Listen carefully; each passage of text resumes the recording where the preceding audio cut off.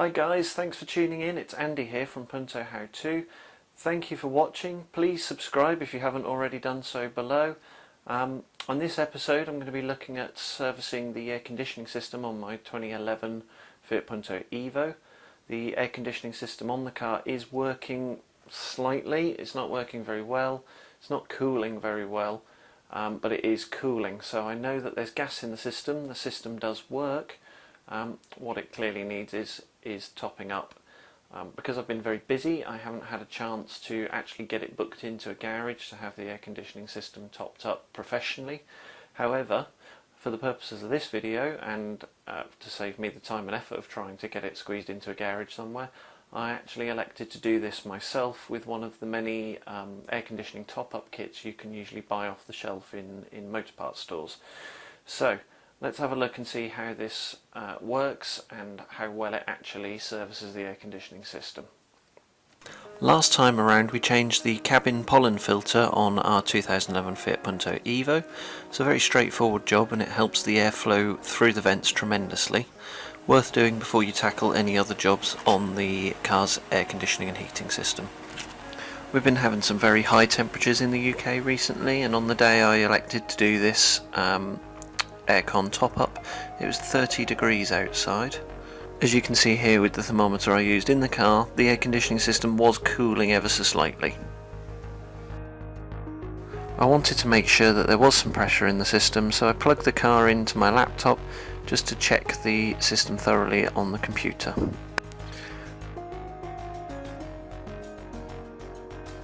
I put my Bluetooth onboard diagnostic reader into the socket on the car, and then on the laptop I cycled the air conditioning on and off to watch the pressure going up and down.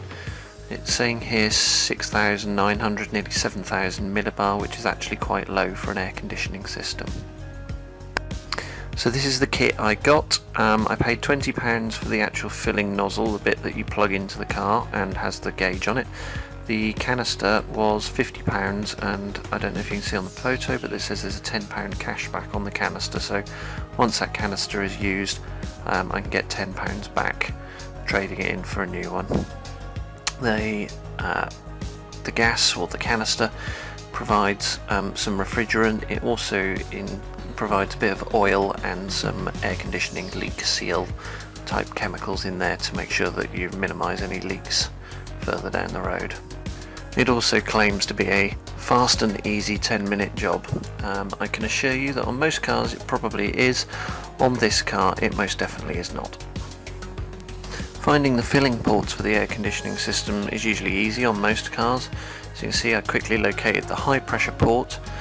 For these kits you generally have to connect to the low pressure port, which on this particular car is in the most inaccessible place that you can put it.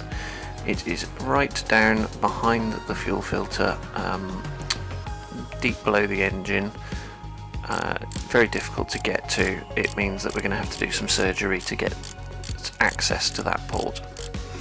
So I thought first of all I could start off by removing the diesel fuel filter. This is fairly easy to unbolt.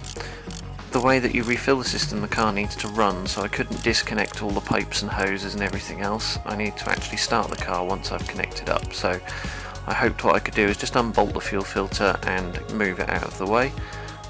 Fortunately this engine is not very well designed for this engine bay, so it ended up being quite a struggle to get the fuel filter out of the way. I removed the top cover from the engine, but that didn't provide me enough access to remove the fuel filter, no matter how hard I tried and wiggled it around. In the end I ended up actually having to remove the whole air filter box assembly just to be able to create enough space to get down to the filling port. It's in the circumstances that we're doing it, it's okay to run the engine without the air filter in. I wouldn't want to run the engine on the roads without an air filter in, because you don't know what you might suck up. But just like this, I know that it's a fairly clean area. There's not going to be big stones or big lumps of leaves or anything being sucked into the car. Finally, I have access to the low pressure filling port, so I take the cap off and I connect the recharging kit. Connect the bottle to the dispenser, like I've shown here, it just screws into the bottom. You've got a trigger on the dispenser and a gauge to show you how much you're filling it. When I first connected it, the system was showing right on the very end of the sort of low end of filled. It still wasn't really enough, so the next job is to try and pump some of that coolant into the system. Following the instructions that are on the filling kit, you run the engine, and then the idea is to pull the trigger on the filling kit. This pushes the coolant into the system. It helps to keep shaking up the bottle so that you keep moving the oil and sealant and everything around and get an equal mix pumping into your car's air conditioning system. And we keep doing this until we've got the system reading much more sort of healthily, if you like, on the filled end of the gauge. The car has been running and the air conditioning has been on whilst we've been doing this, so the next job is to go in the car and have a look and see how things are doing. As you can see here, the thermometer which I put in the footwell of the car with the air conditioning on full is now reading a very healthy 16 degrees, which compared to the 30 degrees outside is spot on what I hope to achieve. The final job is to take the filling kit off, disconnect that from the system, make sure to put the cap back on the filling valve, and then the last thing I do is plug in the computer once more, just to have a look and see what sort of pressure figures that we're getting. Last time around we were getting 7,000 to 9,000 millibars with the system running. Now you can see it's starting on around 10,000 millibars, and then with the system running, the system goes up to 14, nearly 15,000 millibars, so we've nearly doubled the pressure in the system. So that's another job tackled. The air conditioning system on the car is working beautifully now. Hopefully this video will help you if you're having similar problems with your car. It doesn't matter what car it is, it's not specific to the Fiat Punto. You can do this with any car that has an air conditioning system. Just make sure that when you are buying gas for your air conditioning system, you get the right kit with the right gas for your system. Thanks for watching. I've been Andy on Punto How To.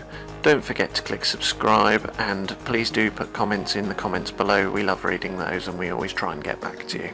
Thank you.